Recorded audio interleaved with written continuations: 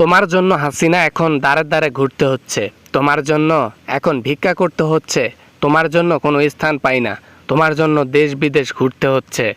আরে ওবায়দুল কাদের, এত টেনশন করো না ভাই। তুমি টেনশন করো না, আমরা তো আবার পদক্ষেপ নিচ্ছি বাংলাদেশে যাবার জন্য। ওখানে গেলে সেটেল হয়ে যাব আবারও। আপনার যদি মৃত্যুর ভয় না থাকে তাহলে আপনি বাংলাদেশে যান। আমার মতো ওবায়দুল কাদের আর কখনো বাংলাদেশে যাবে না। বাংলাদেশে গেলে আমার পিছনে বাঁশ আর হাতে হারিকেন ধরাই দিব। আরে ওবায়দুল কাদের, তুমি এত ভয় করলে চলবে? তোমাকে ছাড়া রাজনীতিতে আমি চলতে পেরেছি। তুমি আমার এক নম্বর সম্বল, তুমি আমার একমাত্র ডান হাত। তোমাকে ছাড়া যাই কেমনে? ভয়কে জয় করে আপনি যান, আমি ওবায়দুল কাদের যাব না।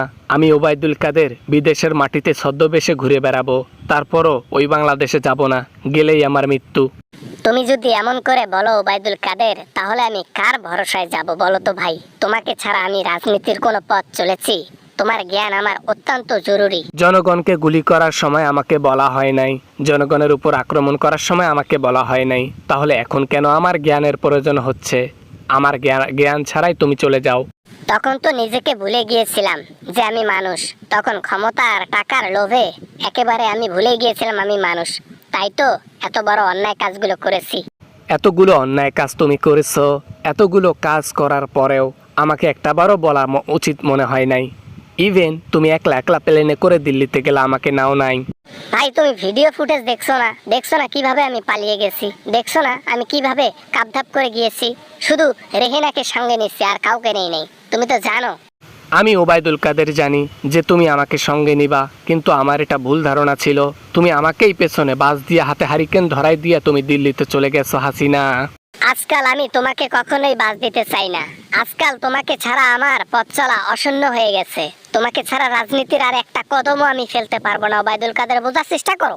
আমার অনেক বয়স হয়ে গেছে, আমি আর কোনো দিনও বাংলাদেশে যাব না, কারণ বাকি জীবনটা আমি বিদেশের মাটিতে ছদ্মবেশে কাটাই দেব।